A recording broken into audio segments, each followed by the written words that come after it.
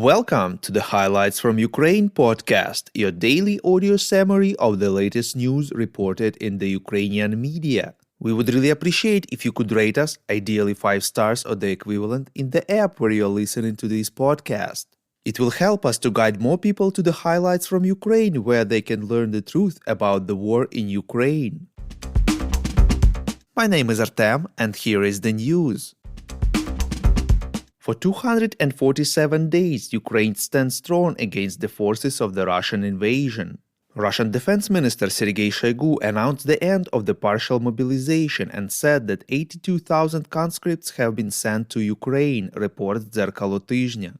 Shoigu stated that 300,000 people were mobilized with an average age of 35.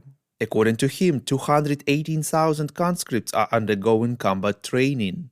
The minister reported to the President Vladimir Putin that the target of mobilization has been achieved and no further targets are planned.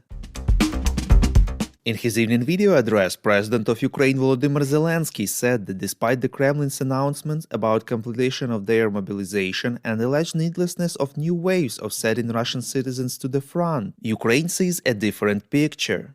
According to Zelensky, although Russia is trying to increase the pressure on Ukrainian positions by using mobilized people, they are poorly prepared and equipped.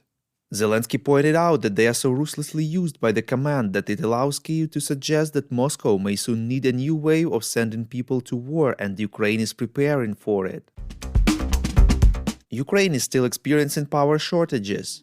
The president informed that many cities and regions of Ukraine use stabilization blackout schedules. About 4 million Ukrainians face restrictions now. Kyiv Mayor Vitaly Klitschko stated that it will take approximately 2 to 3 weeks to stabilize the situation with electricity supply in the city, reports ICTV.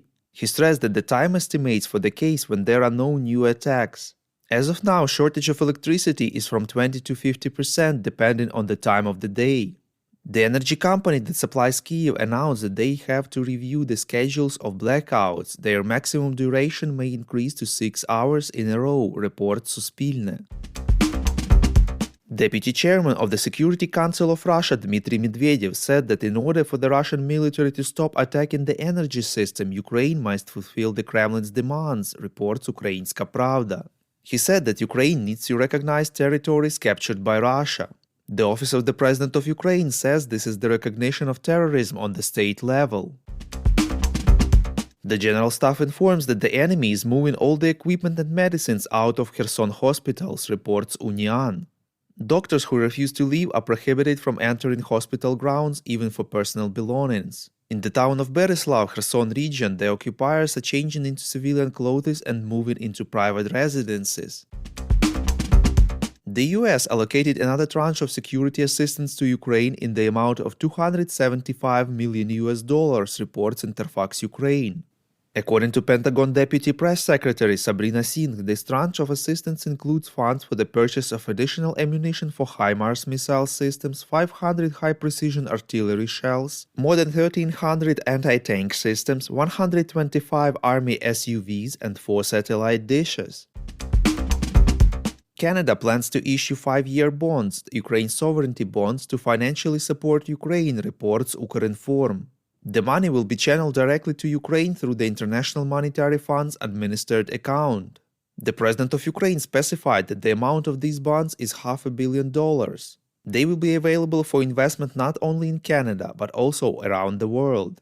Volodymyr Zelensky thanked Canada for this decision. If you like what we do and would like to tip us, you can now do so directly to our PayPal. Check out the link in the description to this episode for more details. And as usual, you can subscribe to our Patreon. In gratitude for your help, we will give you access to a series of exclusive episodes on wartime life in Ukraine. We call on you to demand from governments of your countries to impose the toughest sanctions possible on Russia and its citizens to stop their invasion of Ukraine.